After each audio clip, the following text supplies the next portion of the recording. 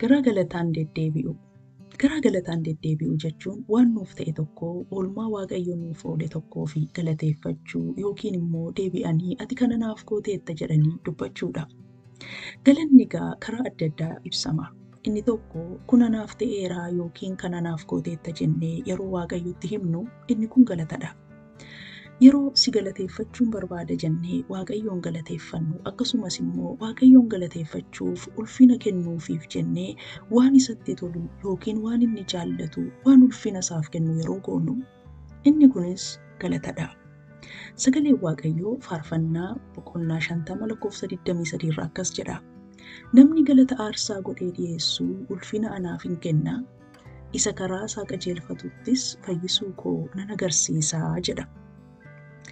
Egaa sagalee Waaqayyoo keessaa namoota Waaqayyoon galateeffatan tokko tokko ilaalla. Luqaas boqonnaa 17:11-19 keessatti namoota qurcii qaban 10 agarra. Namoonni kun Yesuusiin kadhatanii jennaan dhaqaatii lubootatti of agarsiisaa jedhee Yesuus isaan abboome. Utuma deemanii karaa irratti fayyanii. Lubootattis of agarsiisanii. Namoota 10 fayyan keessaa inni tokko nama Samaariyaa kan ta'e tokko karaa adeemee dhufeetu miilla Yesuus jalatti kufee Yesuusiin galateeffate. Warri 9 garuu fayyanii achumaan badanii. Egaa fayyuu nama kanaa namoonni beekuu turani waan ta'eef namichi kun dhufeetu akka fayyee Yesuusitti mul'ise isa galateeffates. Seenaa lammaffaan ilaallu immoo Luqaas boqonnaa 8:43 jalqabee kan jirudha. Achirratti immoo dubartii handaara wayyaa Yesuus tuqxe tokko ilaalla. Dubartiin kun fayyuu ishee namni hin beekne Yesuus duwwaatu beeka. Eenyutu natti bu'ee gaafa inni jedhu ani as baatee miilla Yesuus jalatti kuftee maaliif akka shorshora wayyaa isaatti buutee fi battaluma sanatti immoo akka fayyite dhugaa baate. Dhukkubni ishee illee akka aadaa sanaatti waan leeyyaasisaa ture garuu isheen dhugaa baate. Inni sadaffaan immoo Wangeelaa Yohaannis boqonnaa 12 keessatti argama. Maariyaamii ishee gooftaan obboleessa ishee Alaazaariin du'aa kaasee guyyaa tokko Yesuus dhuma mana isaanii taa'ee irbaata nyaatu urgooftuu kan baay'ee mi'aa ta'e fiddee miilla Yesuus jalatti dhangalaaste. Miilla isaa immoo rifeensa isheetiin haqxe.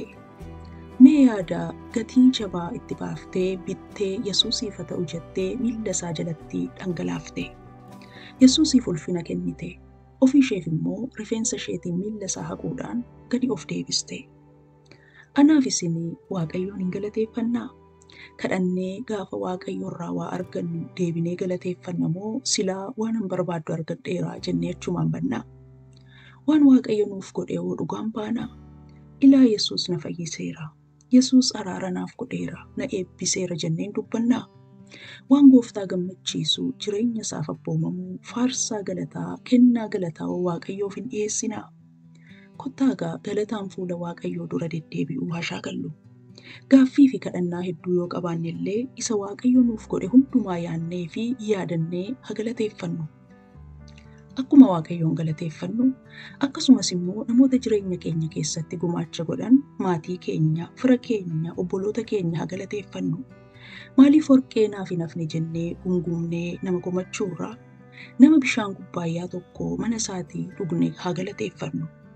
Afaan keenyaa fi laphee keenya galataan haa guutnu. Waaqayyo isin haa eebbisu.